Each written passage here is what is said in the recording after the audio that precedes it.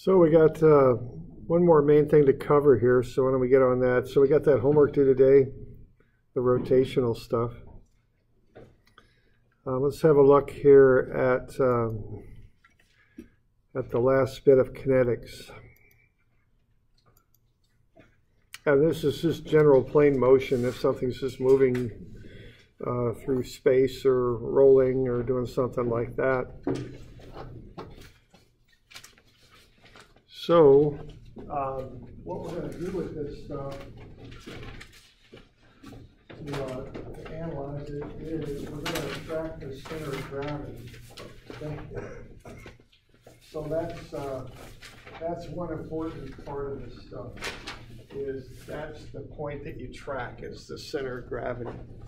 All right, so when you go sum of F is MA, it's MAG. Okay, so if you just apply the sum of force equation to an object, you're referencing it to the center of gravity of it. Okay, of course, if you go sum of MG is IG alpha, that's again about the center of gravity.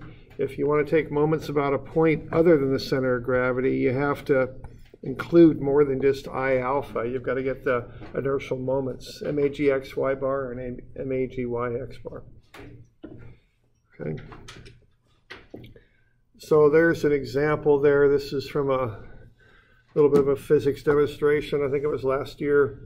My students were kind enough to share this slide with me here. What they're doing, they've got an axe, and they've got, primarily they got LEDs, one on the center of gravity, another on the end of the handle. They actually put another one on the head, but it's so close to the center of gravity, it's hard to tell the difference. So you can see that the center of gravity is the wider light. You can see the path that travels. Nice clean parabola like you'd expect from a particle being thrown through space. The handle, though, follows I don't know if it's entirely erratic, but somewhat of a varied path. Okay, so you can see that everything goes to that center of gravity. That's the one point on the object that acts like a particle in space. It's being acted on by forces. Okay, it travels in that nice smooth parabolic path. All right, now we've got some other things that we'll look at here. We're going to look at objects that roll. And so one thing we want to look at is a wheel that rolls without slipping. And we've talked about this a bit, where if a wheel rolls without slipping, what you've got here is a relationship between the acceleration of the wheel itself, which you might express as being the acceleration of the axle or the acceleration of the bicycle that the wheel's attached to. That's what we mean by A. And that's going to equal alpha R, which is the angular acceleration times the outer radius of the wheel. Really what that's saying is that A of the object is equal to the tangential acceleration of the wheel. Same idea. It's very similar to V equals omega R. It's the same idea. Okay, so if you assume no slipping, that's what you're assuming. What you can no longer assume, though, is that the force of friction is maximized and equal to mu Fn.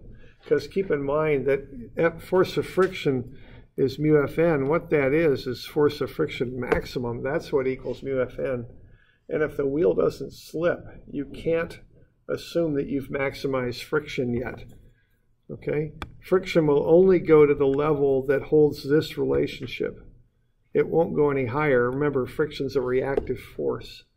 So if you're assuming no slipping, you can't just go, the force of friction is mu Fn. It usually doesn't work. So when you analyze this stuff, you pick one case or the other, it slips or it doesn't, and then you got to hold the assumptions that go with that case. Okay.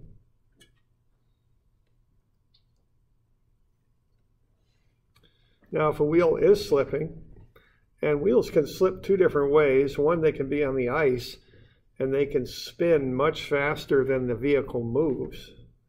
Or you can lock the brakes up, and the wheel doesn't move at all, and the object accelerates quite a bit. So you can go with either case for slipping. So when a wheel starts to slip, there's no longer a direct relationship between the rotation of the wheel and the motion of the car it's attached to. They're somewhat disassociated from each other. So what you can't assume then is that A equals alpha R. If the wheel's slipping, that breaks down. It's not working anymore. But if it is slipping, what's happened is you're pushing friction to the maximum. So you can assume that force of friction is mu Fn. Okay. So when we're doing this stuff with wheels and stuff that rolls, what you got to do is pick one case or the other. It slips or it doesn't, and then stick with the assumptions that go with it. So if it doesn't slip, and that's the normal assumption you make. If you're just riding a bicycle down the road, the wheel isn't slipping. I mean, that's the normal type of motion. That's the normal thing that happens. When you assume that, your acceleration is equal to alpha R. Okay. So the acceleration of the wheel, which is the axle of the wheel actually, which is the acceleration of the vehicle A, is equal to alpha R.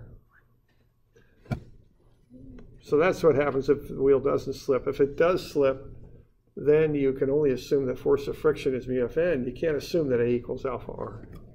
Okay? And if it doesn't slip, so if the wheel rolls without slipping, you can't assume force of friction is mu Fn. That doesn't work anymore. You can't assume that. Okay?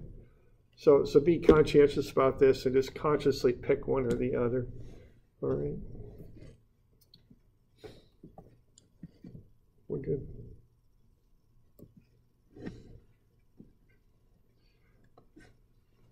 All right, now the other thing we want to look at are different types of wheels. And this isn't official terminology, but it's a terminology that I use sometimes, and that's a drive wheel and a drag wheel.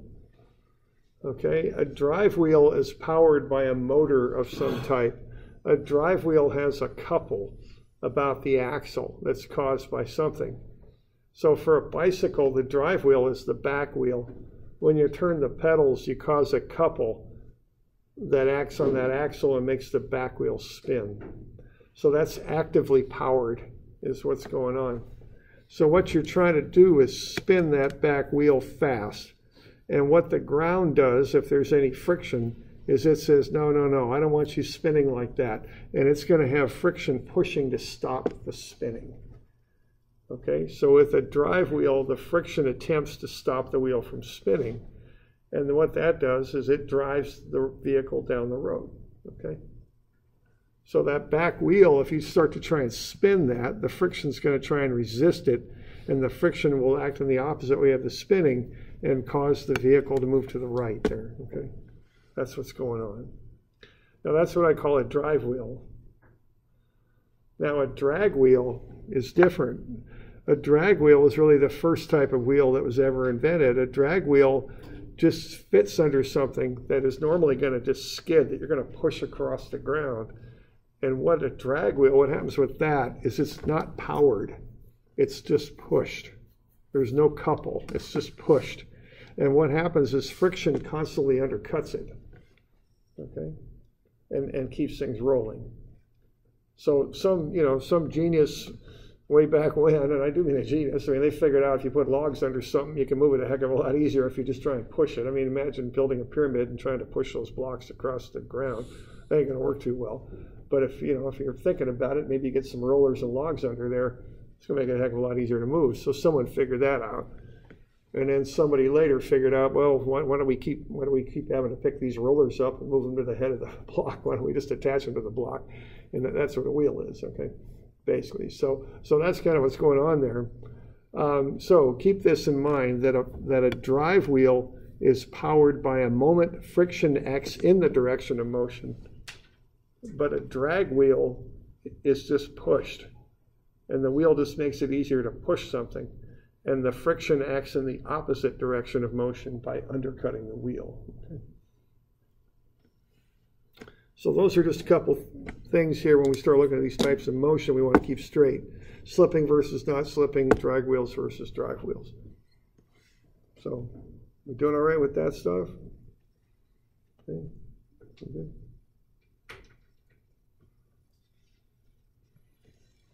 Okay.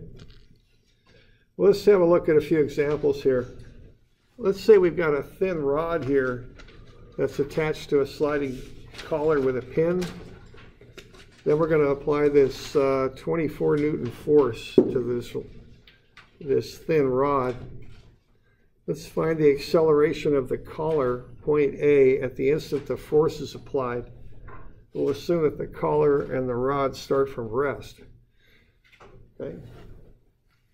So we just got a thin rod that kind of hangs freely down from a pin joint, and it's on a track, and we're going to push on the collar, or pull on the collar actually, and then we're just going to kind of analyze that motion.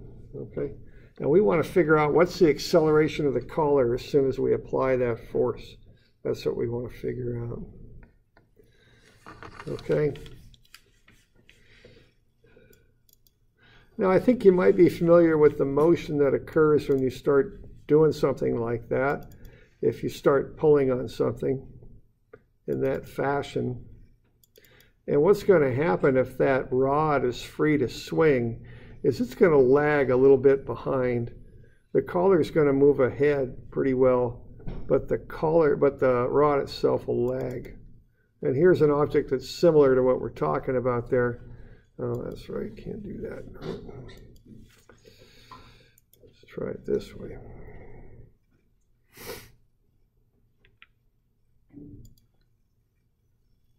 Okay, so if you push on that thing, see what happens? The rod itself lags behind is what happens there, okay? And I think, that makes a little bit of intuitive sense there. If you push on the top, and if you got a pin joint there, the rod itself will lag a little bit. So, if I got this object here and I push on it that way, see what happens? That the rod just lags. There's some inertia there. It can't keep up with that initial push, okay? So that's kind of the motion we're going to have to analyze. This problem probably isn't quite as simple as it looks right off the bat. So let's have a look here. So let's find the acceleration of the collar, point A, at the instant the force is applied. We're going to assume the mass of the collar is small and the mass of the rod is 12 kilograms, okay? A little bit, quite a bit more massive. So 760 is where we're at. So we're ignoring the mass of the collar. That's what we're doing. All right. So the first thing I do here would be to come up with a moment of inertia. All right, so I'll just go ahead and do that. Now I'm going to use I sub g here. So that's the moment of inertia about the center of gravity. And remember, you want to look at the axis about which you might spin, which would be that axis right there coming out of the center of gravity. So I want to pick a similar axis coming out of the center of gravity like so. So I want to find IGX, and that's 1/12 ml squared. So 1/12 times the mass times the length squared. I got everything to plug in there. So mass of 12, length of 0.6, 0.36 kilogram meters squared. So that's IG, all right? So that's the moment of inertia about the center of gravity for this thing. See, I've got some rotation going on here with that rod lagging, so that might be a handy number to have, for when I analyze this. All right. So I got that. All right, now what I'm going to do is start throwing these equations at things. First one I'll throw out will be F equals ma. I mean, that's a pretty obvious one to use here. I got the force, and obviously I've got some accelerations going on here, so that might be a good thing to know. And it's pretty straight up. I'm pulling with 24 newtons, and then I've got a 12 kilogram mass, so that's, that's pretty straight up. So I'm going to get A is 2 meters per second squared, okay?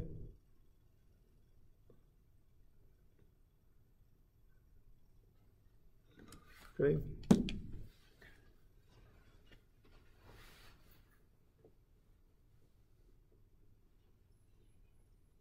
So we're doing all right with that, just F equals ma. Now the thing we're going to want to know about that is what is accelerating at 2 meters per second squared. I mean, obviously the thing's accelerating to the right, but what is accelerating at 2 meters per second squared? Because we got a little bit of an object there with some moving parts and all that. Yeah, I think the intuitive thing to do is to look at the collar, all right? Because that's where the force is applied. And that's kind of the sneaky trap I've set up because it's not the collar, okay? and see, I've done this on purpose, okay, because I want to make that point with you, that you can't really trust your intuition on this. You are applying the force at the collar, and so it's very natural to think the collar is what's accelerating with 2, but that's not actually the case, okay? What's accelerating is the center of gravity, okay? So what this equation is, and of course what I didn't put in there, so I could trap you, I guess I might be legally liable for entrapment here, I'm not quite sure, is it's a sub g, okay? So F equals sum of mag is really what we're doing here. So the acceleration of the center of gravity is 2 meters per second squared, okay? So we're going to have to do a little bit more stuff here to figure out the acceleration of the collar. All right, and what we're looking at here are these kinetic equations. And generally speaking, well, there's actually 3, but the next one we could use is m equals ig alpha. And we already got ig, so why don't we find alpha here while we're at it? Okay, so let's do that. So I'll put the moment on the left and ig alpha on the right. I'll watch my signs. Now that thing's all coming clockwise, so I'll call clockwise positive. So I'm gonna take moments about the center of gravity. That's right in the equation, so that's how I have to handle this, okay? So sum of mg is ig alpha. That's how I'm going to do this. So there's the g. So 24 newtons times 0.3 meters. That is coming clockwise around the center of gravity. So I'll go ahead and hold that, okay, just as is. It's positive. And that's going to be that ig that I calculated times alpha. So when I calculate alpha, it's 20 radians per second squared. Okay.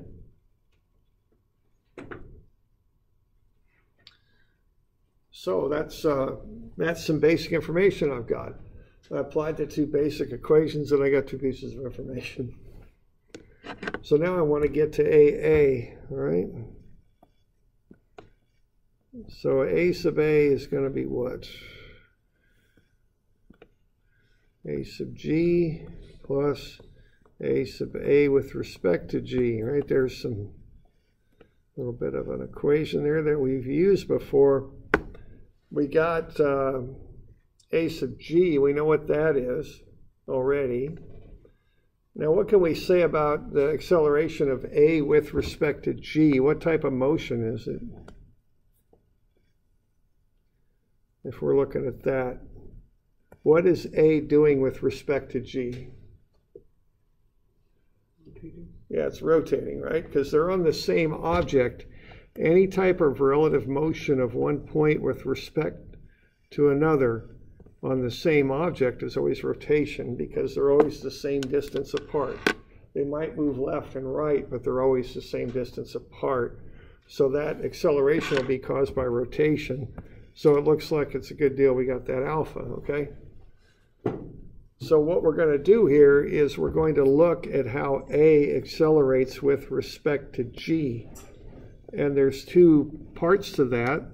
There's AT, and that's alpha R. And of course, there's also AN, which is omega squared R.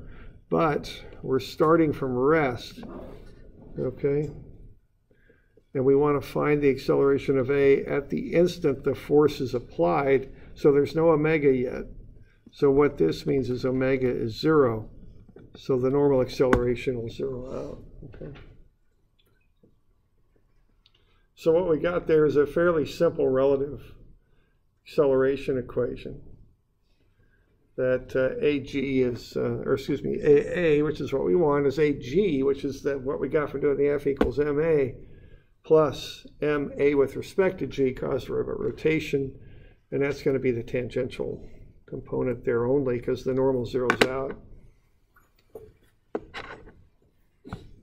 Okay. So we go ahead and do that. So we got 2I because AG is going to the right with 2 meters per second squared, and then A sub A will be 20 radians per second squared times the radius, the distance between A and G. and that's 0.3. So we're going to get 2i plus 6i, so 8i. So that's the acceleration of A. So the point there is we needed to work through the center of gravity. That's how that has to be approached. Okay. So whenever you're doing F equals ma, implicitly you're going through the center of gravity. That's just how it works.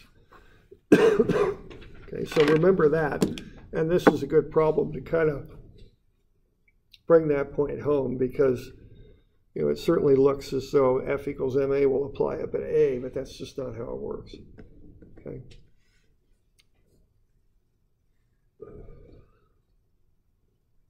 All right.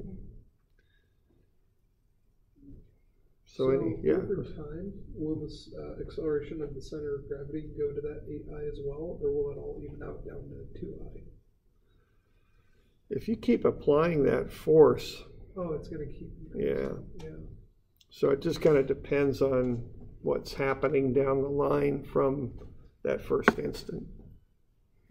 Yeah, you might just reach kind of an equilibrium point. Well, I don't know. I guess if you keep applying that force, it'll keep accelerating. And, the motion will get kind of crazy after a while, because it'll slide up and start, it won't be a real even motion after that rod swings a really, really long distance. It'll start getting a little more complex. All right. Other questions? Okay.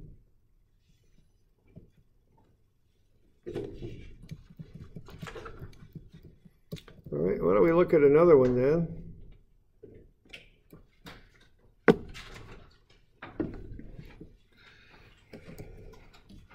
So let's say that we've got a little bit of a roller here, and we're going to apply a 250 Newton force to it. And let's say we've got the friction between the roller and the ground is 0.37.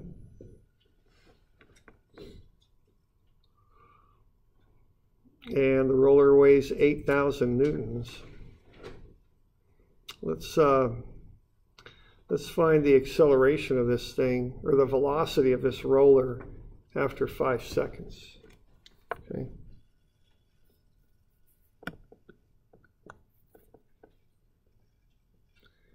So as we often do, let's get a free body diagram of this thing. So why don't we draw up a free body diagram of the roller?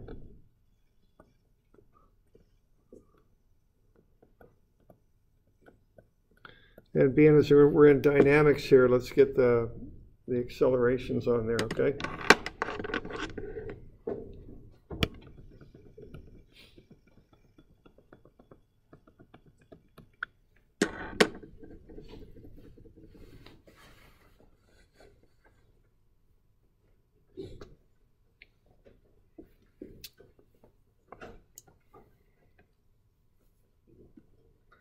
So I got the mass of the roller up there, and I went ahead and found the moment of inertia.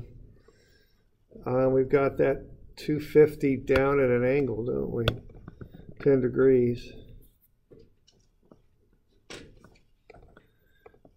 So that's actually doing something along these lines. 10-degree angle.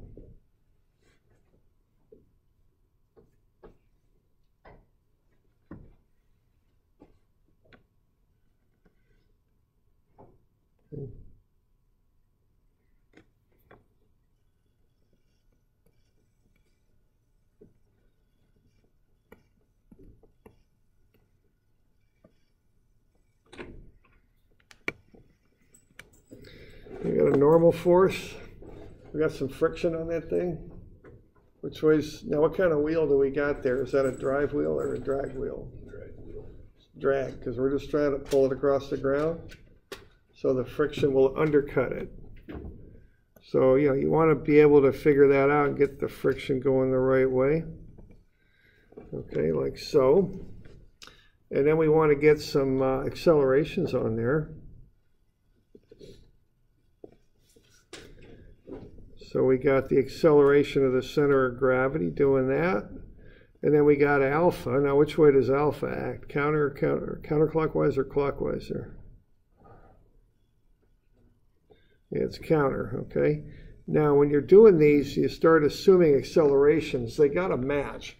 So if you're pulling that thing to the left and it's a drag wheel, it's going to accelerate, and it's going to accelerate to the left. It's also going to have a counterclockwise alpha. You can't assume alpha being clockwise here. Sometimes you can get away with it. It depends on how complex the equation is. But be careful on that, okay? Be sure that your alpha and your A agree would be the term I'd use, okay? That they match each other in reality, okay? What would happen? All right. So that's where I'd start. All right. Now, so we good with that? Okay. Now notice if this thing rolls, which I certainly assume it will, I'm going to roll about an axis like that, which corresponds to this axis here. So that's why I used IGX.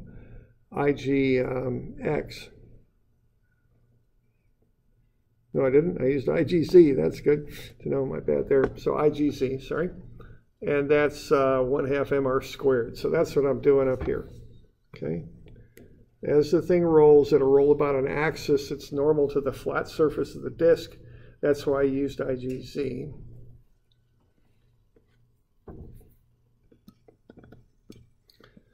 All right. Now, generally speaking, if I don't have a strong reason to assume the thing is slipping, I will assume no slipping. Okay, so I'm going to assume no slipping. That's generally where you start on these problems, unless you have a strong reason to think otherwise. Now, if I assume no slipping, what's the assumption that I can make about the motion? What's that connection? And you want to start thinking in these terms. Yeah, A equals R alpha, okay? If you assume no slipping, you can go ahead and do that. That follows directly from no slipping, okay?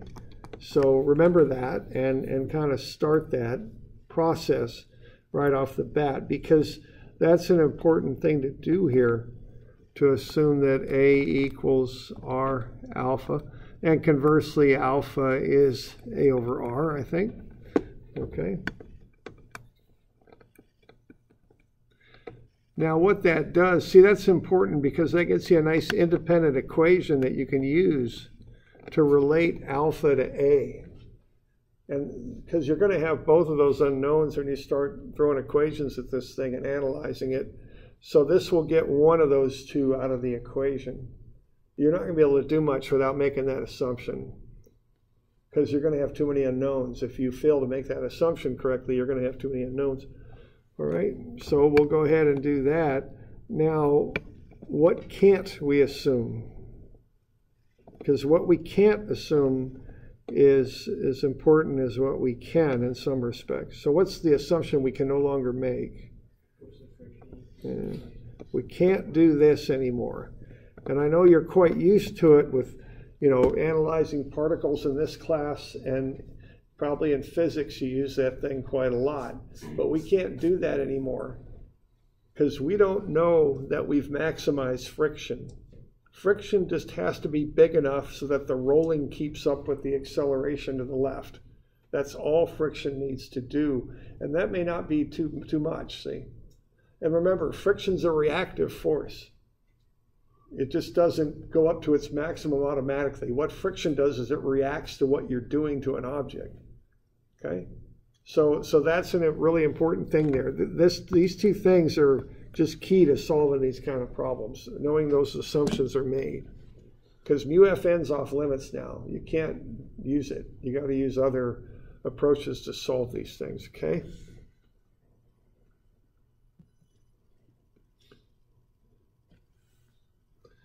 All right, so we assume no slipping. So AG is R alpha. R is the radius of the wheel. It's 1.2 meters.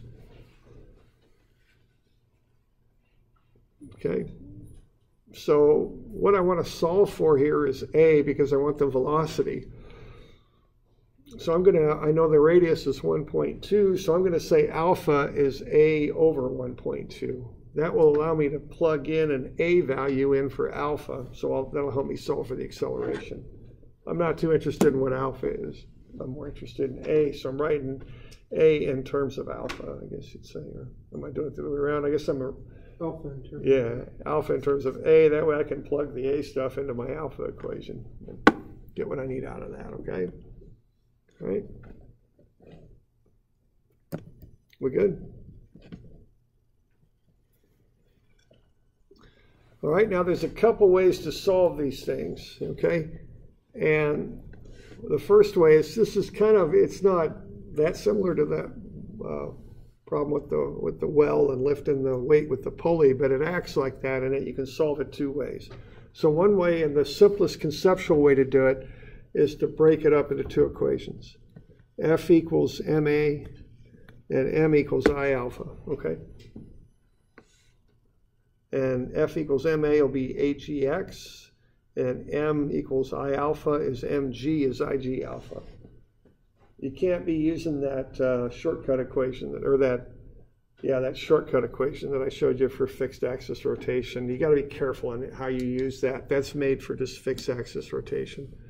Now, there's some tricks where you can use it in these problems, but let's not worry about the tricks just yet, okay? All right, so two equations, and you just run them, see? And your unknowns, you're going to have two unknowns, the force of friction and A, because we can express A in terms of alpha, see? So we get that, boil this down to two equations, two unknowns is what we can do. So that's the approach here. All right, now the force of friction, even though I don't know what it is, it's still part of that free body diagram, so you can't just act like it's not there. It is, okay? So what we're going to do here is just kind of charge on through this stuff with two equations. I mean, the first thing I want to do while I'm at it is get the normal force, and that's just statics because it's not accelerating up or down. So the normal force will be, what, negative 8,000 minus sine 10 at 250. Plus Fn, so Fn is 8,043. And then I write up my two equations. F equals ma and m equals I alpha, okay? And again, it's that same old boring thing I keep telling you. Static stuff on the left, dynamic stuff on the right. Watch your signs, okay? So on the left, I'm going to call left positive for F equals ma. Cosine 10 times 250, that's what's pulling the thing down the road, minus the force of friction. I don't know what the force of friction is, but I got to account for it because it's there. And that'll equal ma. Mass is 815.5 kilograms for some reason there. Yeah, okay, because I was given the weight is 8,000 newtons, so I divided gravity out and got the mass. That's where that came from. What's the negative 246.2? That's the cosine 10, 250 when I bring it to the side of the equation. Oh, okay. Yeah. Right. Okay, so now we'll just, go through the mechanics of solving this. Now what I want to do, I want to solve it for force of friction. So cosine 10, 250 is 246.2. Bring that to the side of the equation, it's negative. And then I've got plus, the positive value there is 815.5 AGX. So the cosine 10, 250 and the acceleration that I'm assuming happens there to the left are both positive. Force friction goes to the right, so it's negative. I'm assuming left positive there, okay? So I got everything on the proper side of the equation. I got the proper sign on everything. And I kind of divide or multiply through by -1, and I get to that final term there on the bottom, 246.2 minus 815.5A. So that's the force of friction.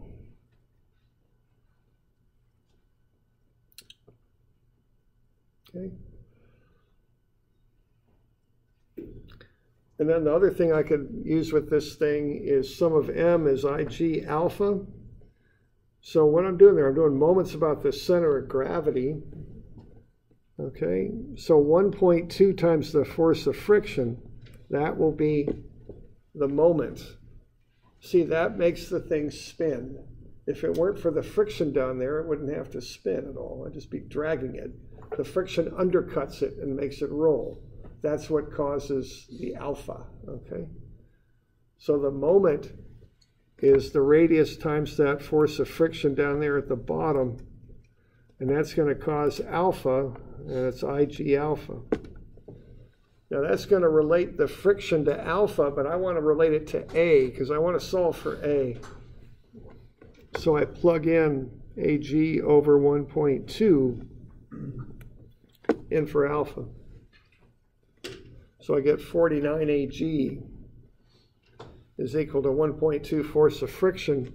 So force of friction is 408 AG. Okay.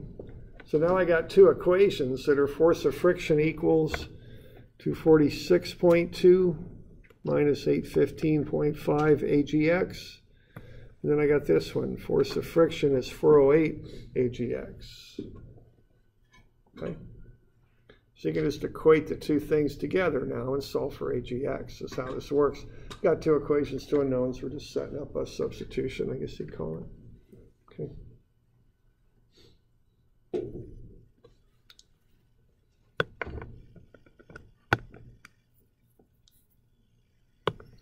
All right, so off we go with that.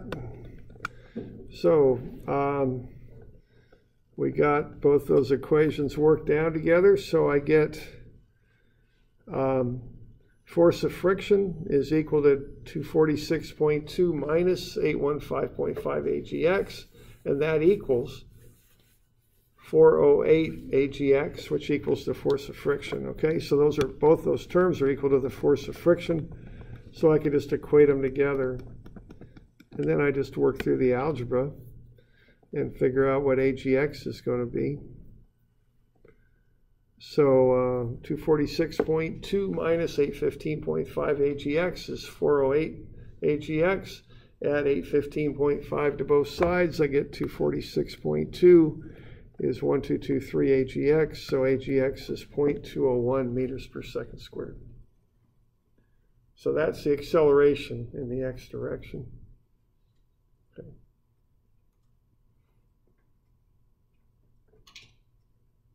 So that's one way to do that, and that uses two equations, F equals ma and m equals I alpha. Okay. And like I say, conceptually, that's probably the most straightforward way, because I can look at that and go, okay, here's the forces and the acceleration in the x direction, and there's the moments and the alpha. It makes sense. Okay. Now you got to deal with two equations and two unknowns, and you got to do your little bit of a substitution there for alpha and A, but it's pretty pretty doable there. Notice I did not use mu equals Fn, or excuse me, force of friction is mu Fn. I'm sorry. There we go. Okay, because I couldn't, because I'm assuming no slipping. All right.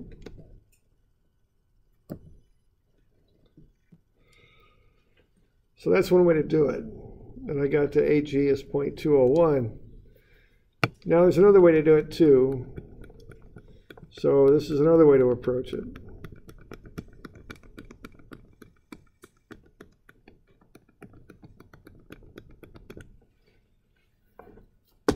Okay, same sort of deal. Assume no slipping.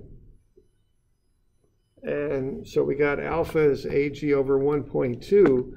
Now what you can do is use this long inertial moments equation right there.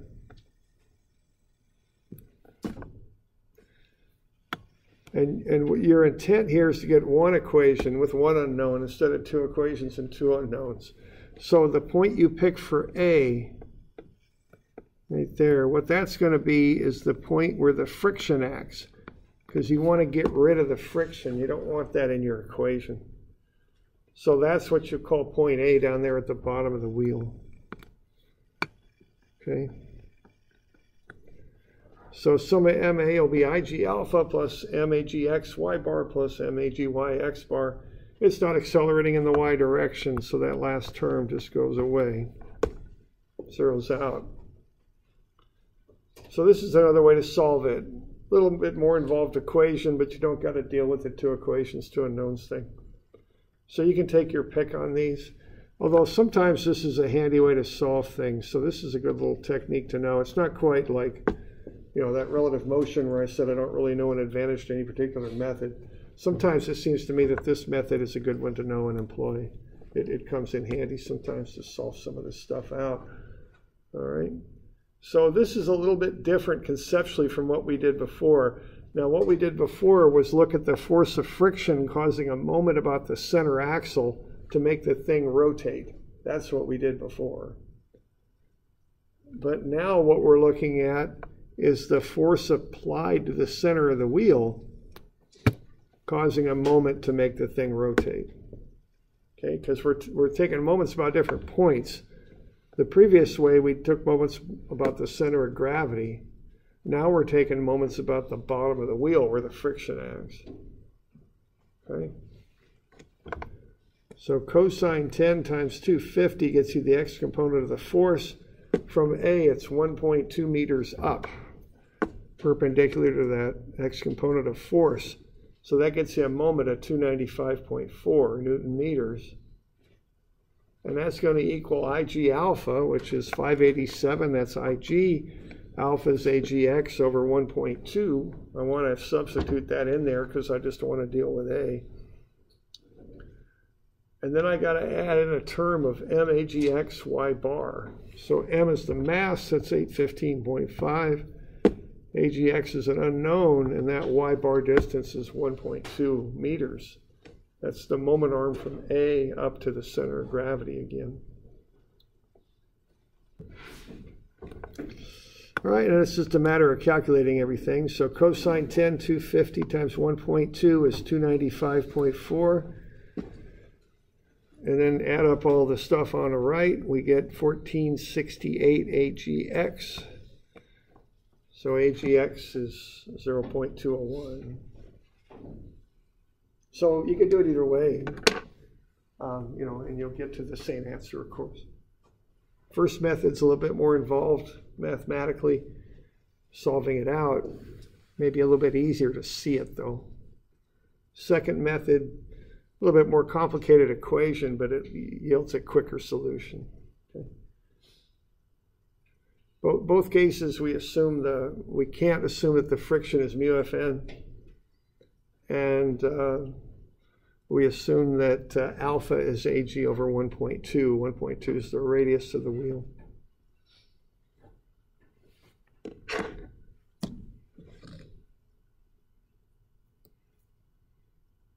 So we're good with that?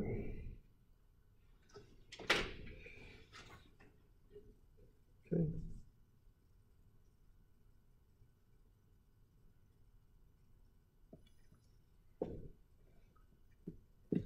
All right. Why don't we just take a break here for 10 minutes? So we stop here for a little bit. Then we'll look at this a little bit more. We can spend a long time looking at a big roller here with some pretty simple motion, but